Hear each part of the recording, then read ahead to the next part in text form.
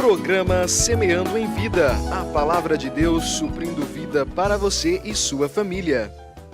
Shalom, amados em Cristo, shalom, amada igreja, shalom aqueles que também não conhecem Jesus.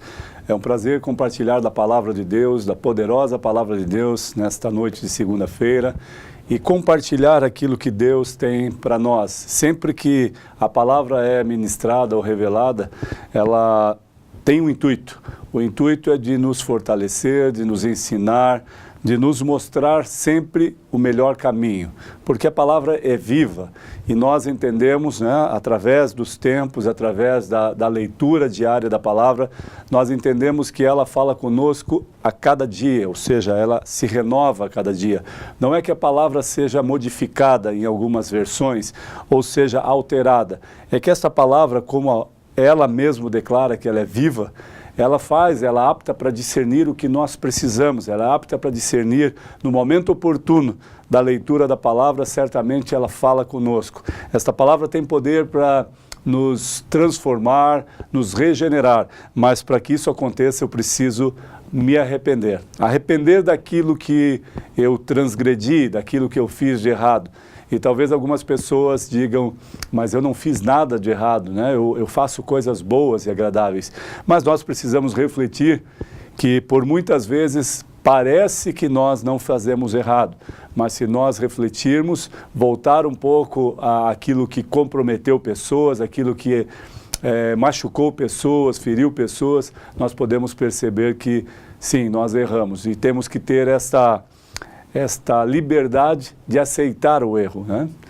Então eu quero compartilhar, amados, uma palavra poderosa do Reino de Deus. Meu nome é Paulo Pérez, pastor do Ministério Sementes de Cristo, e eu quero compartilhar, está em 2 Timóteo, capítulo 4, nós vamos ler do versículo 2 ao 7. 2 Timóteo, capítulo 4, do versículo 2 ao 7, diz assim: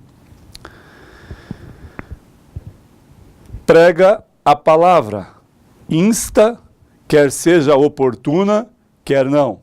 Corrige, repreende, exorta com toda longanimidade e doutrina. Pois haverá um tempo em que não suportarão a sã doutrina. Pelo contrário, cercar-se-ão de mestres segundo as suas próprias cobiças, como se sentindo coceira nos ouvidos, ou comichão nos ouvidos em algumas versões, e se recusarão a dar ouvidos à verdade, entregar-se-ão a fábulas.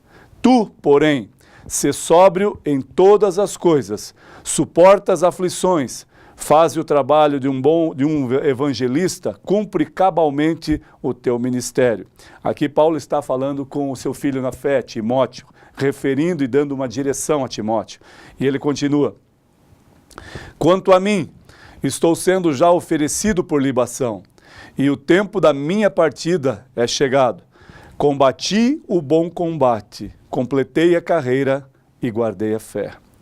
Já agora a coroa da justiça me está guardada, o qual o Senhor, reto juiz, me dará naquele dia, não somente a mim, mas também a todos quanto amam a sua vinda.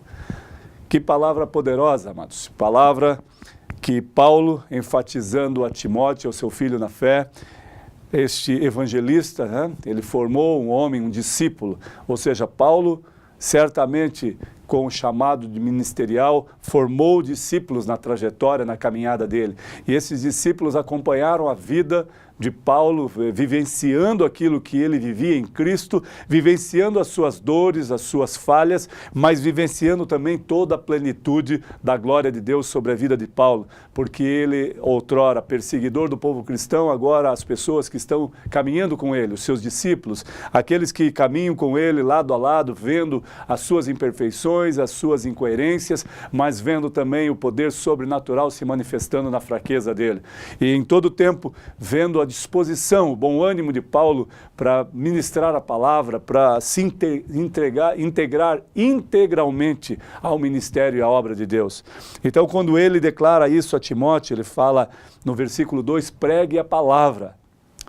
Em tempo ou fora de tempo, insta, quer seja oportuna, quer não. Corrige, repreende, exorta com toda longanimidade. Ele está dizendo, olha, nós não precisamos exortar nervosos, com raiva, mas nós precisamos exortar, corrigir, confrontar com amor. Este confronto, amados, certamente serve de direcionamento para uma vida que está caindo, está indo para o pecado ou já está inserida no pecado. O grande problema do pecado é o não se arrepender, é claro, nós sabemos disso. É lógico, porque eu preciso me arrepender para que este pecado seja anulado da minha vida. Ou seja, não tem como continuar e simplesmente achar que o pecado já se dissipou, já acabou. Se eu não me arrepender, este pecado não foi excluído de mim. E arrepender-se verdadeiramente. O detalhe é que algumas pessoas se acostumaram com o pecado e este pecado faz parte da vida dele e se torna tão natural que ele acha que aquilo é normal, não é um pecado. E isso se tornando iniquidade. Aquilo que nos afasta de Deus porque nós optamos por isso, não porque Deus deseja se afastar de nós, amados. Então Paulo continua declarando a Timóteo, prega a palavra, insta, quer seja oportuna, quer não. Pois haverá um tempo em que não suportarão a sã doutrina. O que é esta sã doutrina a qual Paulo revela, a qual Paulo tem declarado? O verdadeiro evangelho, a palavra genuína de paz, a palavra verdadeira, poderosa, que pode transformar as nossas vidas. A palavra que pode transformar um homem que era ignorante nos conceitos da palavra de Deus, um homem arrogante, estúpido, com os seus filhos, com o seu cônjuge, um homem agressor, um homem que fala palavras torpes, um homem que se corrompe, um homem que rouba, que trai, que adultera, tudo isso. Agora, a palavra é proferida a ele.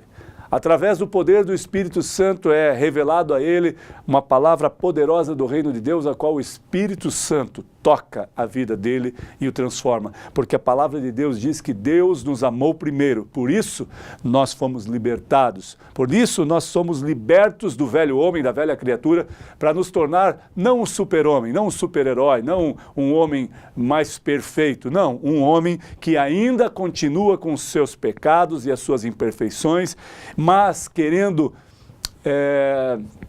de uma forma muito diferente, de uma forma muito maior, perseverando em fé, perseverando na palavra de Deus, no poder sendo revelado da palavra de Deus na tua vida, e você vencendo desafios de glória em glória, se fortalecendo através da palavra, e certamente esse fortalecimento faz com que você peque menos, faz com que você se afaste da velha criatura ou dos desejos da carne. Então eu e você, amados, temos a oportunidade, como Timóteo, o filho na fé de Paulo, a qual este ensinamento diz que nestes últimos tempos, ou nesses tempos, as pessoas iriam desejar palavras persuasivas. Por quê? Por que, pastor, o senhor está falando isso? Porque palavras que possam enganar, engodar. O intuito de Satanás, que é enganador e mentiroso, é lançar para você algo que parece ser bom, supostamente ser bom, mas por detrás disso, ou seja, atrás de um anzol, atrás de uma isca, tem um anzol que fisga o peixe, e atrás daquilo que parece agradável e perfeito, existe uma isca de Satanás às vezes. Nem tudo é de Satanás. Existem as coisas de Deus que te dá paz e que te traz não só o confronto, aí a lucidez de que aquilo é perfeito e é agradável aos olhos de Deus, mas existem coisas que vão estar diante de você, que supostamente são verdadeiras, agradáveis e perfeitas, mas por detrás disso existe o engodo de Satanás para te derrubar e fazer com que você volte à velha criatura, os velhos costumes, os velhos hábitos, volte ao charco de lodo da onde foi tirado. Por que nós falamos isso? Porque, amados, mais do que nunca, as palavras persuasivas estão tomando conta de todos os lugares, das ruas, das praças, das igrejas. Por quê? Porque as palavras persuasivas são palavras quando um político é corrupto. Da mesma forma, um ministro do evangelho ou alguém que ministra a palavra de forma inadequada ou de forma que não está inserida no texto e no contexto da palavra, ele se corrompe porque ele não está ensinando a verdade. Eu não estou falando sobre ministérios, sobre denominações e nem sobre pastores ou líderes. Eu estou falando daquele que se corrompe diante da palavra de Deus. E se corromper diante da palavra de Deus, amados, certamente se responderá por isso.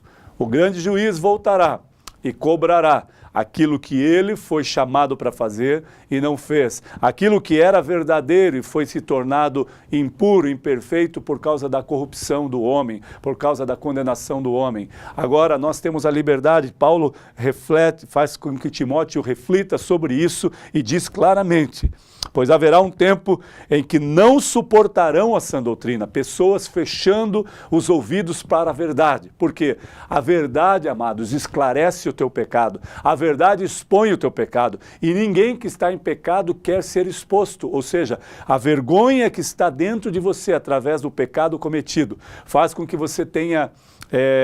que você queira se afastar da verdade. E alguns que querem permanecer no pecado não suportam a palavra de Deus. Eles preferem correr do que ser confrontado, se arrepender dos seus pecados e se tornar um novo homem, uma nova mulher. Essa é a doutrina, a sã doutrina a qual Paulo está falando.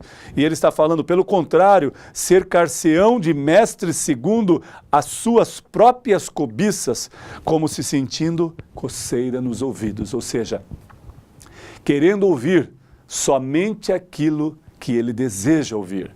Não mais do que isso, ou seja, eu vou ser próspero, muito rico, eu tenho isso, eu tenho aquilo, você tem que cobrar, encostar Deus na parede como um pagador de promessa e ele vai fazer na tua vida, porque ele tem a obrigação de te fazer e te dar. Não, Deus não tem obrigação.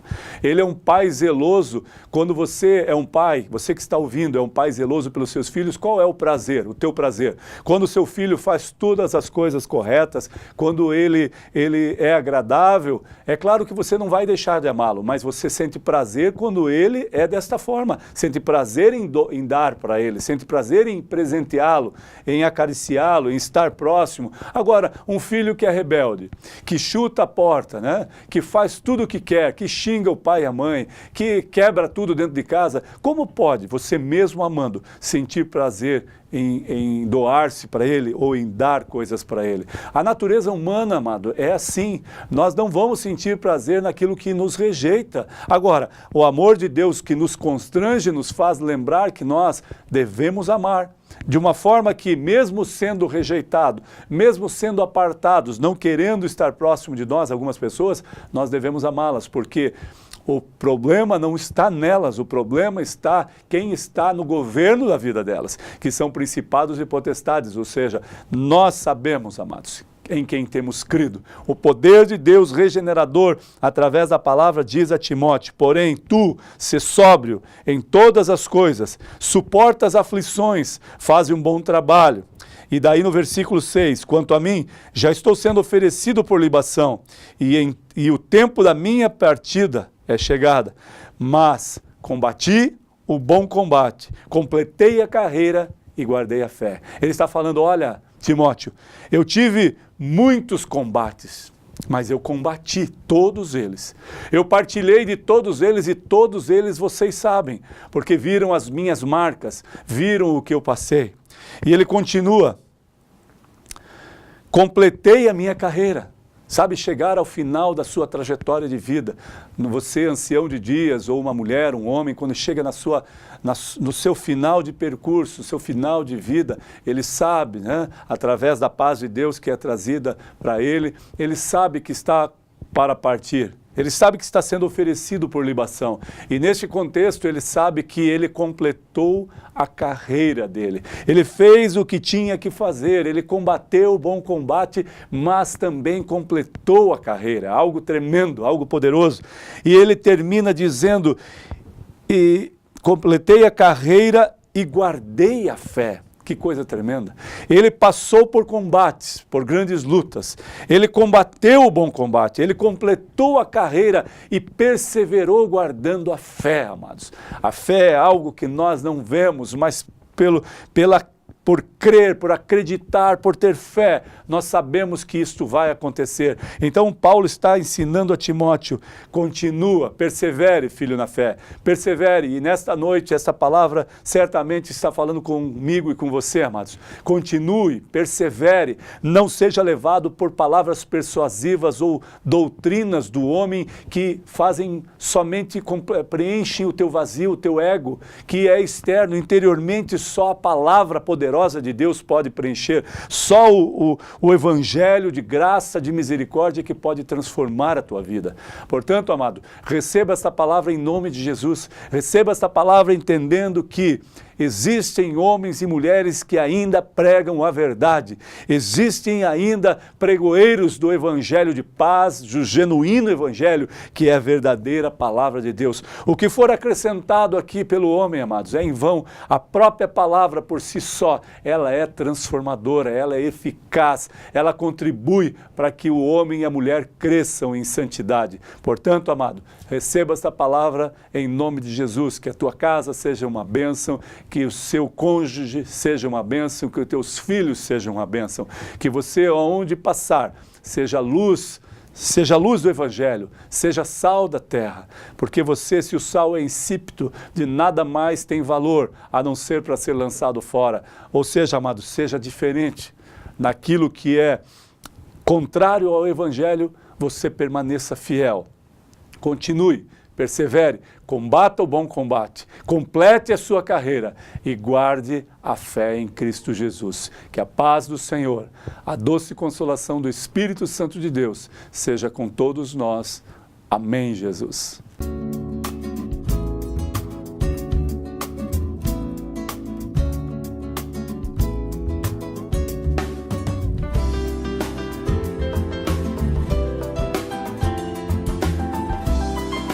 Programa Semeando em Vida, a palavra de Deus suprindo vida para você e sua família.